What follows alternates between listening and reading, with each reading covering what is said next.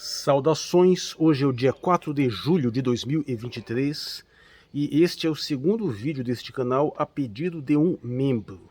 Veja, qualquer pessoa pode fazer solicitações de vídeos aqui, mas não necessariamente eu os farei. Agora, um membro do canal, eu me comprometo a atender o pedido.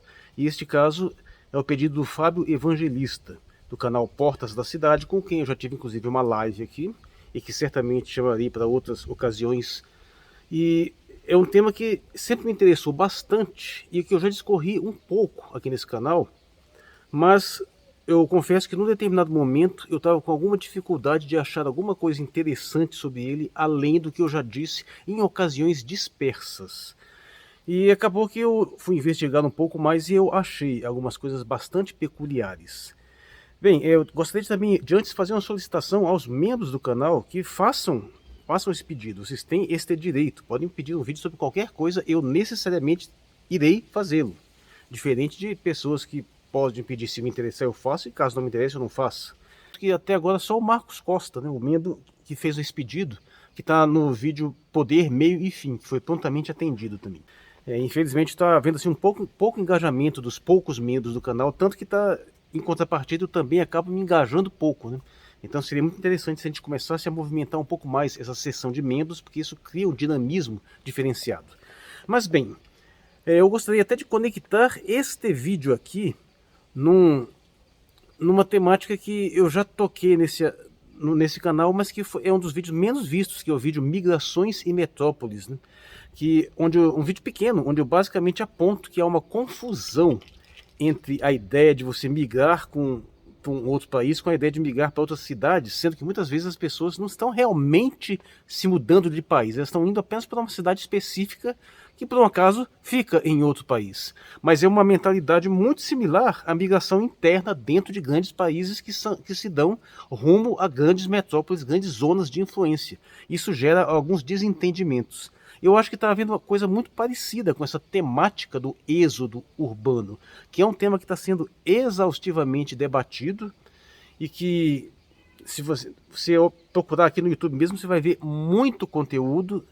E curiosamente eu já percebi que tanto aqui no YouTube quanto nas fontes externas, mesmo que você vá nas fontes mais básicas, o que seja o InfoEscola, ou Wikipedia, Mundo Educação, eu estou notando que todos eles estão cometendo uma confusão meio que curiosa. Eles estão confundindo êxodo urbano com ruralização.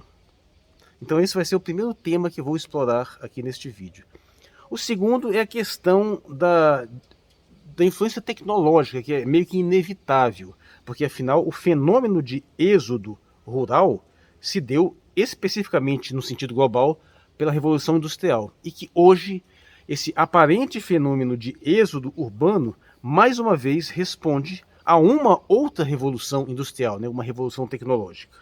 E o terceiro fator, que é aquilo que eu percebi mais recentemente, que é uma questão um pouco mais problemática, que tem muito a ver com a questão de dinâmica populacional, é que há uma característica etária nesse fenômeno de volta, de saída das grandes cidades, né? Mas vamos lá. Então vamos ver. O primeiro ponto é que uma coisa é você simplesmente querer sair de uma grande cidade, dessas grandes metrópoles, do famoso caos urbano. Esse é o principal motivo que tem sido alegado para justificar esse movimento. É buscar uma melhor qualidade de vida, porque ficou muito evidente que o estresse das grandes cidades, os engarrafamentos, a poluição, a barulheira, são coisas que prejudicam muito a qualidade de vida das pessoas. A violência urbana também. É até curioso, né, o termo violência urbana, né? Acho que existe muita violência rural por aí também, né? Mas veja só, isso é o primeiro ponto. Agora note, isso é uma característica das grandes cidades, não é exatamente uma característica urbana. Veja só, o que está havendo não é exatamente uma ruralização. E essa confusão está dominante. Pode procurar essa temática. Todo mundo está pensando que êxodo urbano necessariamente é sair rumo à área rural. E tem essa confusão na própria ideia de êxodo rural também. Mas eu acho que na maioria dos casos é muito evidente que não é esse. As pessoas não estão indo para morar em fazendas, em áreas rurais afastadas de áreas urbanas. Elas estão se mudando para cidades menores. Então é um fenômeno que visa sair de grandes metrópoles, metrópoles muito conturbadas, para cidades menores, cidades mais interioranas, que invariavelmente estão dentro de zonas rurais. E aí tem uma dificuldade de entendimento, de percepção mesmo de um fato até bastante óbvio, mas que gera uma certa confusão. É que pouquíssimas pessoas vivem de forma totalmente rural, né? Isso muito pouco mesmo. Por exemplo, uma pessoa que só vive, nunca sai daquela fazenda dela ali, onde só tem a casa dela, basicamente, e às vezes manda, ou muito ocasionalmente vai numa área mais urbana buscar alguma coisa e volta. Geralmente as pessoas podem viver em condições assim, mas estão com muita frequência indo nas pequenas cidades em torno do qual aquela área rural se administra, né, aqueles municípios, ou seja, sempre tem assim uma cidade que caracteriza aquela área municipal, ou seja, você tem toda uma área rural e tem uma pequenininha cidade que geralmente tem o nome do município. E isso é uma cidade pequena, ou pode ser até diferenciada daquela capital do estado, que já é uma cidade maior, né? Então, de uma certa forma, se a gente for pensar bem o que significa este novo êxodo, é basicamente sair das capitais para ir para os municípios, das cidades municipais menores. Poucas pessoas estão de fato indo morar em áreas totalmente rurais. Estão, na verdade, propondo mudar para cidades menores. Como o grosso da população mundial hoje ainda se concentra em grandes cidades, ou seja, áreas metropolitanas muito influentes, concentrações urbanas muito densas, então esse processo que está se dando e que se intensificou após a pandemia, por sinal, ele está mais focado nisso, em você mudar de uma cidade grande para uma cidade pequena. É basicamente esse o tema, não é exatamente para a área rural. Isso faz uma diferença na sua percepção, porque há uma diferença muito grande do seu modo de vida dentro de um contexto totalmente rural e seu modo de vida numa cidade menor. Uma cidade que, às vezes, mesmo sendo pequena, pode ser uma cidade muito rica, pode ser uma cidade muito abastada, pode ser, por exemplo, uma cidade turística que tem muita entrada e saída de pessoas, ou mesmo com uma quantidade pequena de habitantes, tem uma certa movimentação, né? Então tem situações diferenciadas. Mas, de qualquer modo, o que eu acho que é crucial nesse fenômeno é, antes de tudo, o êxodo das grandes metrópoles. É você sair daquele caos urbano que efetivamente, muito claramente, está associado a problemas de estresse, de problemas de saúde psicológica principalmente, e que, curiosamente, está sendo viabilizado pela mesma dinâmica histórica de influência tecnológica que viabilizou o êxodo rural. Mas vamos lá, antes de passar especificamente para essa questão da dimensão tecnológica dessa questão, notemos que a maior parte da história da humanidade ela viveu de uma forma mais próxima ao que a gente chama de uma vida rural, né? Poucos viveram de uma vida selvagem, que seria uma vida selvagem você viver totalmente afastado do conceito civilizatório, né? É você estar isolado mesmo em locais que não tem uma organização social mínima que chega a impor regras, que chega a impor leis, que chega a impor alguma forma de estrutura estatal. Uma área rural ainda está subordinada a uma jurisdição estatal. Notem que há essa sutileza. Mas, de qualquer modo, a maior parte da humanidade, durante a maior parte do tempo, viveu em áreas rurais e ou pequenas cidades que, como nós podemos observar, estão conjugadas. Você tem, normalmente, uma vasta área territorial que a gente considera como, entre aspas, campo, né? Que são áreas subordinadas a um estado, mas que são áreas muito amplas, muito pouco habitadas. E esta área, geralmente, está subordinada a uma administração local, atualmente na forma municipal, mas originalmente na forma de um vilarejo, de uma pequena cidade, de um povoado. Tem vários termos até para definir isso aí. Em alguns casos você pode dizer até uma aldeia, dependendo da situação, né? Mas esse foi o modo de vida da maior parte da humanidade durante a maior parte do tempo, até que foram surgindo as cidades maiores, os centros populacionais mais concentrados, onde a principal característica não é exatamente um desenvolvimento material ou tecnológico como a gente tende a pensar inicialmente, mas é o simples fato de que, havendo muitas pessoas, há uma interação maior e há muitas potencialidades que estão disponíveis. Enquanto numa comunidade pequena, você pode ter aquela pessoa que tem uma habilidade especial, mas tem poucas. Quando você junta muita gente, sempre vai ter alguém ali com as mais diversas especialidades, de modo que é num grupo de pessoas muito grande que você vai ter um acesso maior a uma maior gama, uma infindável gama de especialidades humanas capazes de fazer coisas mais elaboradas, né? Então você, num contexto urbano mais desenvolvido, você vai ter o artesão que trabalha especificamente com questão de cerâmica, a pessoa que costura, a pessoa que atende no sentido médico, a pessoa que constrói coisas, então você tem uma maior disponibilidade de aptidões humanas à sua disposição. Então esse é o grande diferencial. É aí que tem a ideia também do mercado, né? O mercado no sentido originário do termo, onde as pessoas se encontram para fazer as trocas. Via de regra, as cidades se desenvolveram em torno de áreas onde se costumava fazer comércios de uma forma mais intensificada. Então, um determinado local começou a concentrar relações comerciais por algum motivo provavelmente arbitrário, simplesmente chegou ali, escolheram aquilo ali e começou a acontecer aquilo ali.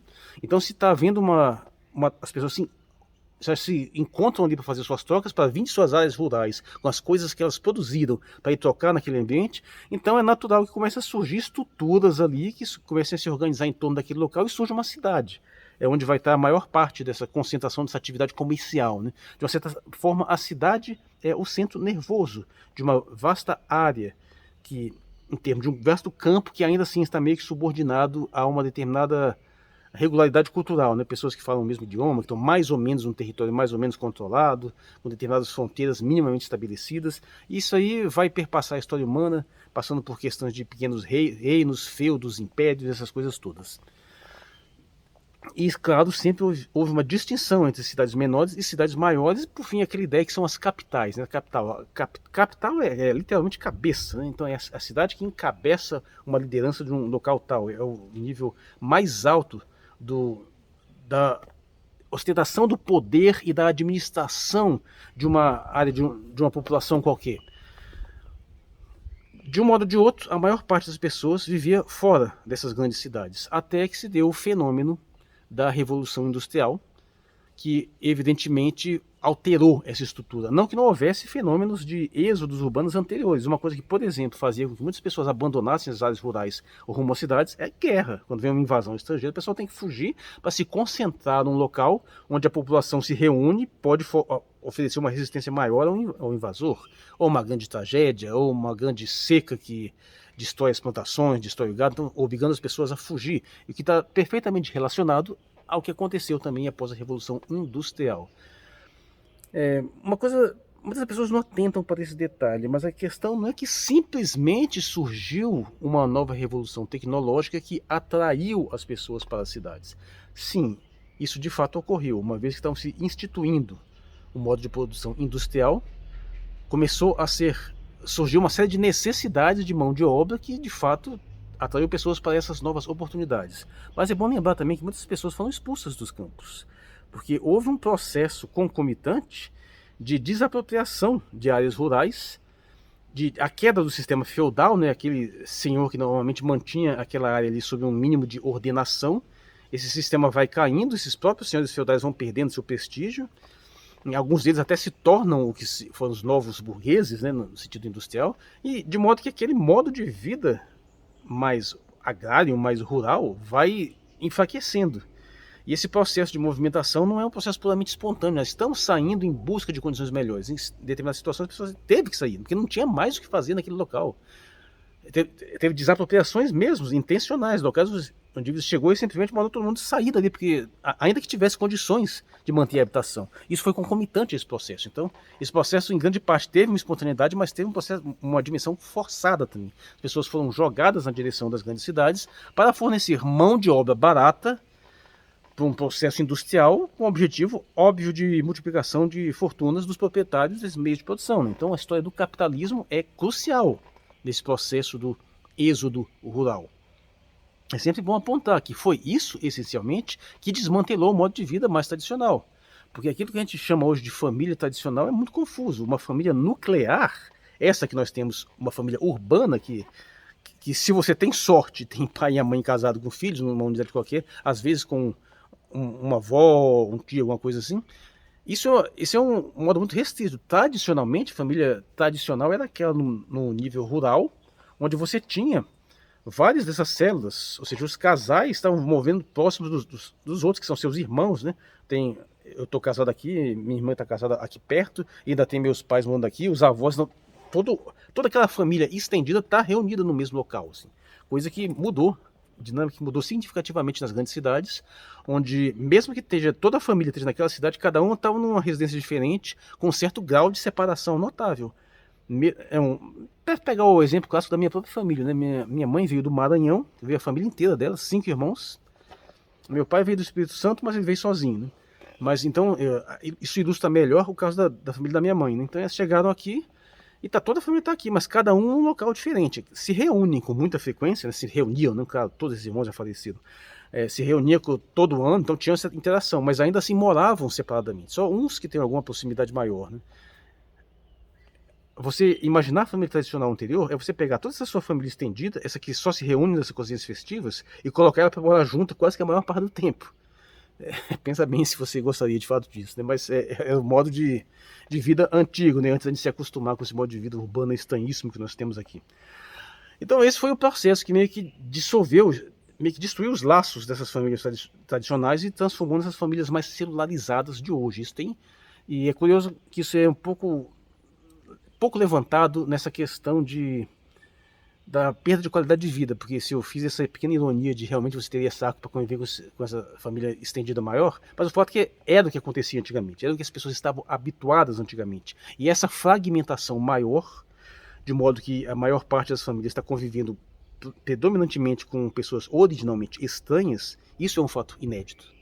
Eu já abordei isso em alguns vídeos também, não me lembro o nome, vou deixar aqui, mas é que nós evoluímos para viver em contextos muito pequenos, de grupos orgânicos muito pequenos. Nós somos ainda cerebralmente adaptados para uma vida social bastante restrita, com ocasionais contatos mais remotos, né? Mas a gente é submetido numa vida urbana a um modo de existência onde na maior parte do tempo a gente está passando por pessoas que a gente nunca viu na vida e nunca mais vai ver. São estranhos o tempo todo. É muito difícil avaliar exatamente o quanto de impacto isso traz na psique humana, mas é importante notar que esse impacto é afetado pela faixa etária do cidadão, que isso vai se levar ao terceiro assunto. Mas antes de sair desse assunto tecnológico, é bom notar que o que está sendo viabilizado agora, mais uma vez, é por conta de uma revolução industrial, entre aspas, que está sendo chamada de nova revolução industrial, que são os novos meios de comunicação, os novos meios digitais, que possibilitam que esse movimento de saída dos grandes centros urbanos não afete determinadas opções profissionais, que era o principal motivo que levou as pessoas a abandonarem os campos e se concentrarem nas cidades. Eram possibilidades de conseguir emprego, de conseguir trabalho, uma vez que o modo de produção estava se transformando. E até bem pouco tempo atrás não seria possível que você mantivesse esse contato, esse funcionamento, sem um sistema tecnológico que permitisse uma comunicação maior à distância, né? E agora esse sistema está aí, né? Nós temos... Veja só, nem é tanto a questão no nível burocrático que permite você enviar papéis, memorandos, documentos para lá e para cá, porque até que essa tecnologia já existe há um tempo, mesmo que antes do surgimento do fax até, não é tão difícil você ter malotes e remessas que, no pior das hipóteses, demoram menos de um dia para chegar num local ou outro. Mas é, antes de tudo, a interação direta, aquele contato pessoal que nós temos. As pessoas sentem muita falta disso. E é muito curioso, em todos os níveis, tanto no bom sentido, no sentido de interação social agradável, quanto no mau sentido, de hierarquia, de comando, de organização. Essa necessidade de contato muito direto é extremamente visceral. E uma coisa que evitava esse processo anteriormente é que o contato era muito remoto, na melhor das hipóteses por um telefone, onde você só tem a voz. Mas agora, com o audiovisual, onde você poder conversar em tempo real, olhando na cara da pessoa, isso aumenta essa sensação dessa compensação do afastamento. De modo que hoje nós estamos acostumados a conversar recorrentemente com pessoas por telepresenças, pessoas que nós nunca nos encontramos fisicamente, né? Mas o nível de contato que a gente tem audiovisualmente é tal que a gente já se sente assim meio que íntimo daquelas pessoas, né? De uma certa forma. Então, essa tecnologia de comunicação é o principal responsável por viabilizar esse processo, não apenas no sentido de transmissão de dados que vão ser dados utilizados para a operacionalidade daquelas profissões envolvidas, mas sobretudo também por permitir essa conexão que simula de uma forma tão boa a relação presencial, né? E claro que essa tecnologia ainda tem lá suas limitações. Nós ainda temos muitos problemas de queda de conexão, de qualidade ruim de imagem, mas isso está sendo evidentemente aperfeiçoado e não deve demorar muito para que a gente tenha um nível de interatividade assim, audiovisual excelente, uma tela de excelente qualidade, conexões extremamente estáveis. Então, isso tudo vai aperfeiçoando e vai melhorando. O que poderá nos levar, com o desenvolvimento tecnológico mais sofisticado, até uma tendência a cada vez menor socialização, de modo que eu tenho até um texto que eu abordei essa temática aqui, né, que é esse texto aqui sobre o isolamento social em Isaac Asimov, onde ele extrapola a ideia de muitíssimo no futuro, onde as pessoas se habituaram tanto a essa telepresença que elas deixaram de querer interagir umas com as outras pessoalmente. Por quê? Porque na telepresença você não tem problemas, principalmente dos odores, né? Você sentir o cheiro da pessoa, às vezes tem uma série de situações ali colocadas, você fica mais à vontade, você não precisa tomar banho, você não fica, se você tiver lá um problema de flatulência, deixa de ser um... E com o tempo, esse grau de afastamento foi tornando as pessoas cada vez mais sensíveis à presença física de outra pessoa e também as questões de preocupação de contaminação, de agentes contaminantes, de essa questão de sanitária, de modo que as pessoas passaram a se isolar de tal forma que elas nunca se encontravam mais pessoalmente. Né? É uma reflexão muito interessante, você vai ver isso nesses livros que eu comento aqui, esse livro de Isaac Asimov, que sofre de uma pequena confusão de títulos aí. Mas bem, então assim, fechando essa parte tecnológica, que está em cada vez maior progressão, né, é bom notar também que existem muitas profissões ainda que não permitem isso porque exigem uma interação física direta. Eu, por exemplo, não tenho como trabalhar remotamente. O meu trabalho exige uma interação mais direta. Mas todos esses processos estão passando para automação. Até que pode chegar um momento que aquela profissão que antes exigia aquela intervenção física pode ser também tornada virtual, tornada à distância, porque você pode controlar robôs à distância. Né? Então a tendência é isso aumentar. Né? A tendência é que cada vez mais se permita que você se mantenha longe daquele local onde aquela função é diretamente exercida, onde você pode estabelecer um certo controle remoto. Bom, abordei isso na minha live recente, né, que aliás é o maior vídeo desse canal, né, sobre automatização da natureza. E de qualquer modo, esse é um tema que leva muitas questões relativas à questão da inteligência artificial, do paradoxo de Moravec, uma série de outras temáticas interligadas que eu não vou entrar aqui porque desviaria um pouco o foco da discussão. Mas apenas para deixar claro que sim, essas novas revoluções industriais vão cada vez mais viabilizar este processo. A questão é por que as pessoas optam por abandonar as grandes cidades, o que vai na direção do item terceiro, que é a questão da faixa etária, que aí tem um problema que eu te juro que eu não tinha me dado conta anteriormente e que pode ser, que não só, pode ser não, vai ser um processo que vai atrasar muito esse êxodo, né? Mas que dependendo do caso, ele aponta para um outro problema extremamente grave, que é o seguinte: via de regra, as pessoas que fazem essa migração, fizeram essa migração do campo para a cidade, eram pessoas mais jovens que estavam em busca de emprego, né? Aposentado não faz isso. Então, essa tendência, no máximo eles trazem as pessoas mais velhas consigo, porque não tem como deixar com outras. Mas o fato é que, geralmente, quem está optando por fazer esse processo de êxodo urbano, melhor dizendo, de um êxodo metropolitano, né, atualmente, já não são exatamente as pessoas mais jovens, já são pessoas que já têm uma faixa etária mais elevada e que são adultos que já estão casados, já têm uma família e querem fazer essa movimentação, frequentemente pensando inclusive em dar uma qualidade de vida melhor para os seus filhos. O que é muito curioso, porque via de regra, o jovem tende a preferir ir para as grandes cidades. Isso aí é auto-evidente, né? O pessoal jovem que vive em áreas rurais é doido para ir para a cidade, porque é na cidade que está as maiores opções, as badalações, os agitos, as oportunidades de futuro. Então nota que tem essa curiosidade aí. Esse processo de saída dos grandes centros urbanos, ele é extremamente satisfatório para pessoas que já passaram dessa fase, as pessoas que já se casaram, já saíram dessa parte de maior diversão e estão nessa dimensão mais familiar agora. Só que em pouco tempo os filhos deles vão estar nessa situação. Então você nota que é um negócio meio confuso. A pessoa pode ir para aquela área mais afastada assim, levando esses filhos menores, mas assim que esses filhos entram na adolescência, eles podem querer fazer um movimento contrário, o que tende a gerar um isolamento ainda maior das famílias. Então percebe que isso, que eu próprio estava defendendo há muito tempo, né, de ver esse êxodo urbano, ele pode ter um componente disruptivo a nível das famílias nucleares, fazendo com que, mesmo que a família migre junta para uma cidade menor, em pouco tempo, esses filhos que chegam na juventude possam querer fazer o movimento contrário, aumentando ainda mais o afastamento entre esses filhos e pais, que no nosso contexto urbano atual teve essa tendência a aumento, né?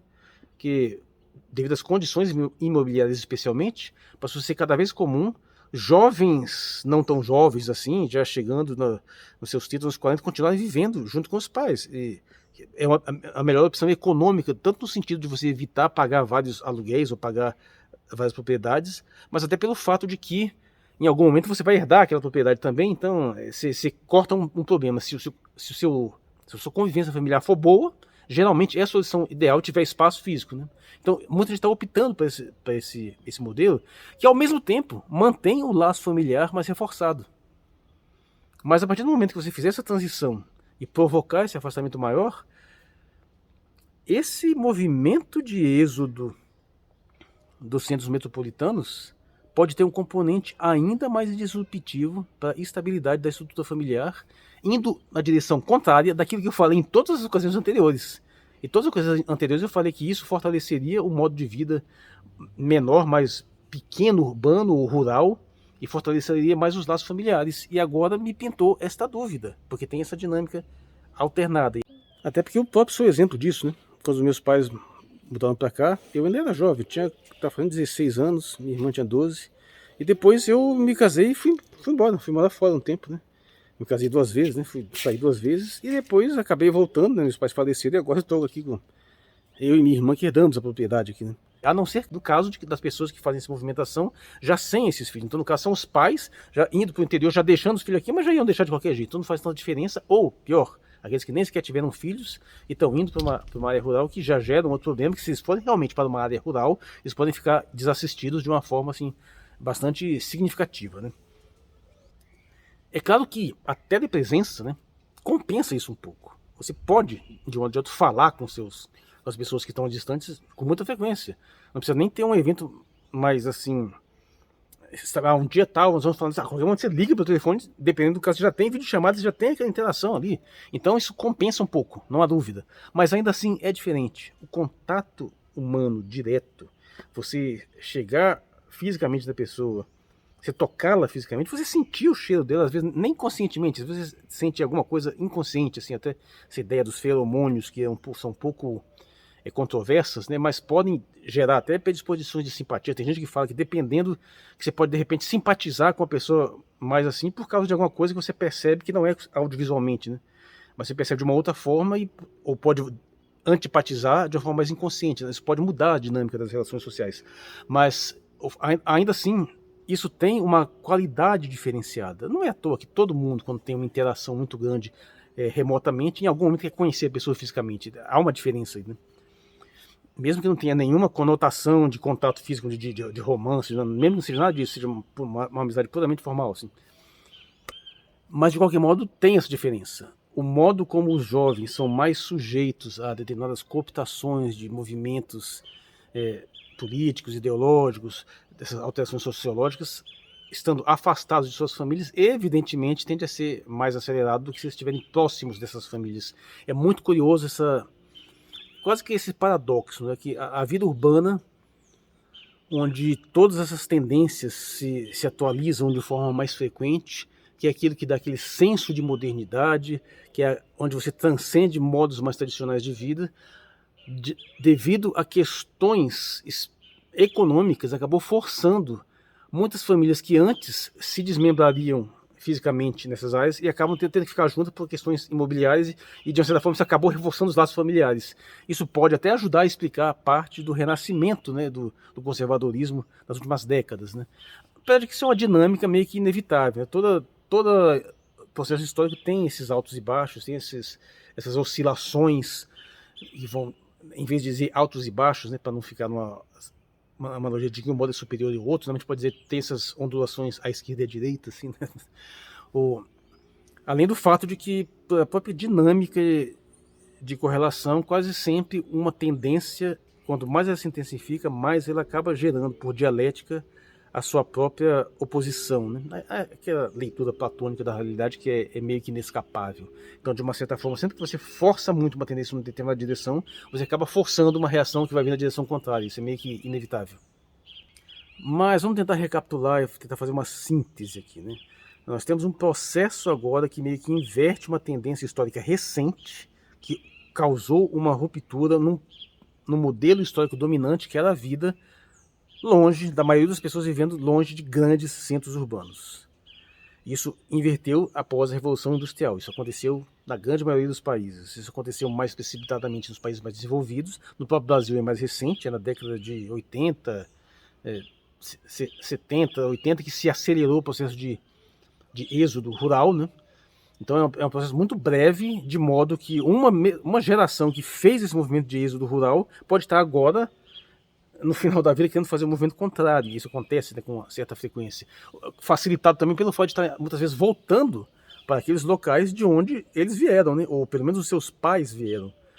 A situação econômica tem falado muito alto nessa questão, né? Porque muitas vezes um dos motivos que dá não é nem questão de qualidade de vida, é questão econômica, porque aqui eu pago um aluguel muito caro, eu tenho que gastar com transporte, tenho que gastar com não sei o que lá, às vezes até a empresa que o sujeito tem ali, o aluguel que ele paga da empresa, às vezes ele se movendo para um local mais afastado do centro urbano, os custos ficam mais baratos, como a maior parte do trabalho é trabalho remoto mesmo, então isso não tem problema. Às vezes a pessoa acaba voltando para a propriedade lá dos pais, que é a propriedade da família, é a propriedade que ele vai acabar herdando de qualquer forma, então ele pula uma etapa de ter que sair da casa dos pais para depois voltar, então tem toda essa dinâmica assim, né? Então esse processo que, de uma certa forma, que eu quero deixar claro, é que ele está apenas restaurando um modo de predominantemente original. Foi isso. Por milhares de anos a humanidade viveu assim, mas afastada dos centros urbanos. Esse processo dessa primeira revolução industrial, que é século XIX basicamente. E agora, para essa nova revolução tecnológica do século XXI, de uma certa forma, apenas pode estar recolocando a humanidade no seu modo de vida mais tradicional. Pense bem, tudo isso que nós vivemos agora, nesse fenômeno da contemporaneidade, que parece que são mudanças absolutamente radicais, tem que pensar muito bem, porque às vezes pode ser só uma fase transitória, apenas um pico de um processo que depois volta para uma normalidade. Então tem esse ponto aí também, né? Mas assim, eu frisei muito essa questão de que há uma certa confusão, de que isso não necessariamente significa fazer a transição cidade, campo. A transição é muito mais grandes cidades para cidades menores, ou melhor dizendo, fuga das grandes metrópoles. Vejam o meu vídeo sobre migrações em metrópoles, é um vídeo pouco visto, eu acho que ele é pequeno e tem uns insights interessantes que ajudam a pensar sobre isso, né? Então tem essa dinâmica diferenciada, você vai assumir um modo de vida em uma cidade menor que está mais conectada à área rural, sim, você vai ser uma transição maior da área rural para as cidades. E também tem o fato de que, apesar de ser um processo evolutivo muito mais lento, um progresso muito mais demorado que essa questão tecnológica do deslocamento, ainda assim há uma facilitação. Ainda assim, transportes de longa distância historicamente se tornam mais acessíveis, embora não no sentido micro-histórico. Você pode perceber uma piora ao longo da sua vida, ao longo de, sei lá, 10, 20, 30 anos. Mas quando você pega um período maior de 50 anos, não, você nota que tá mais fácil. Bem ou mal, hoje ainda já é mais barato, ainda é mais barato você se deslocar para uma área distante do que era, por exemplo, há 60, 70 anos atrás. Esse processo há uma possível flutuação microhistórica que tenha voltado a acontecer agora no Brasil, né? Porque há uma tendência de política governamental que volte a baratear os preços das passagens aéreas. Mais uma vez, uma intervenção maior do Estado, né? Uma postura mais antiliberal pode tender a facilitar esses deslocamentos e pode ser que volte a acontecer aquilo que aconteceu lá no governo Lula, de repente a maior parte da população está viajando de avião do que de ônibus. Se isso acontecer, pode ajudar a dinamizar esse processo, porque muitas dessas cidades menores são próximas de outras capitais, então você ter um maior fluxo aéreo facilita também, estimula esse processo de migração. Só espero que tenham todo cuidado para que não aumente a quantidade de acidentes aéreos também.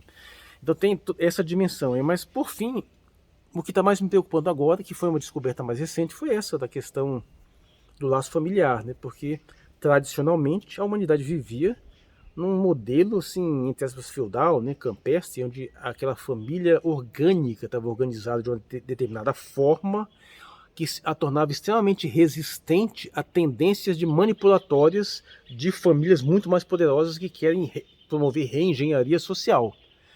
Quando ocorre esse êxodo rural, que as famílias se enfraquecem, se celularizam, se redistribuem, ficou muito mais fácil elas serem manipuladas de acordo com interesses mais centralizados de famílias muito mais poderosas. E todo esse processo que nós vimos aí nos últimos...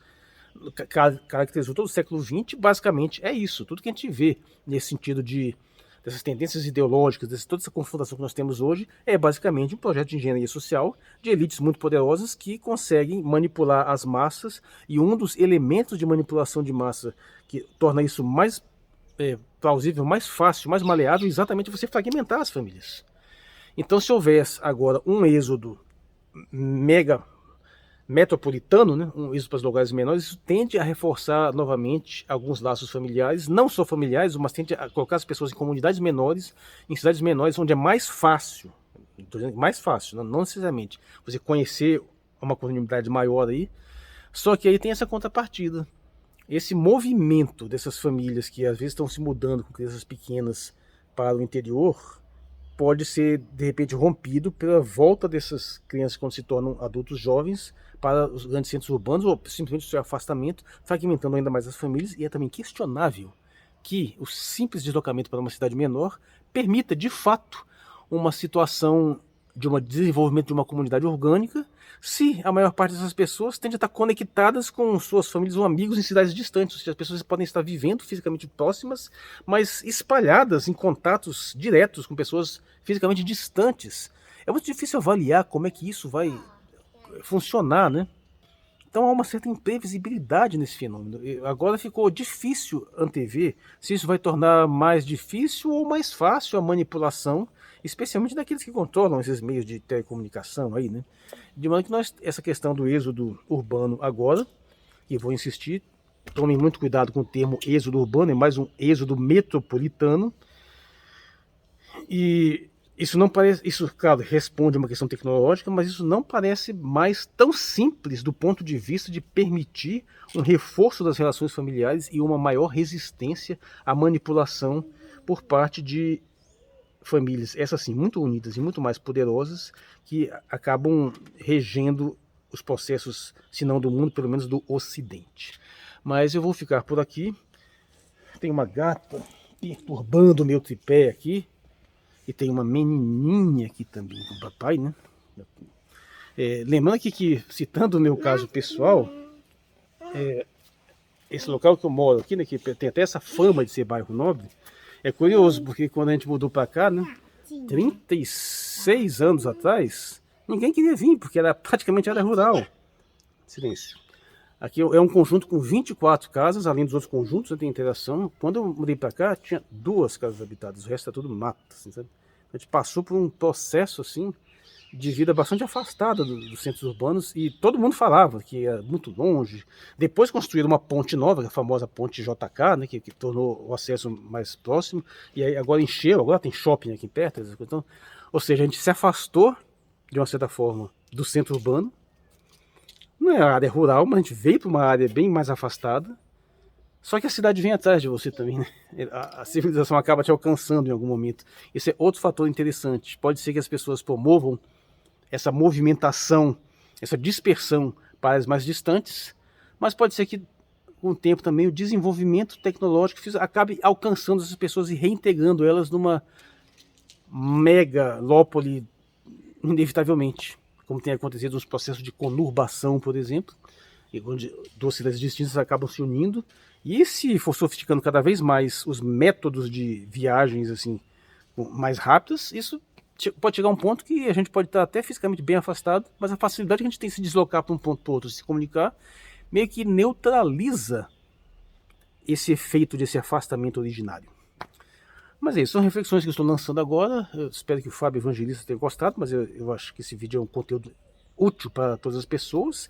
E fica aí, quem quiser, o convite para quem quer pensar melhor nesse assunto. Estou pensando nisso agora, refletir mais sobre essa questão. Eu sou o Marcos Valério XR, no dia 4 de julho de 2023. Muito obrigado por sua atenção.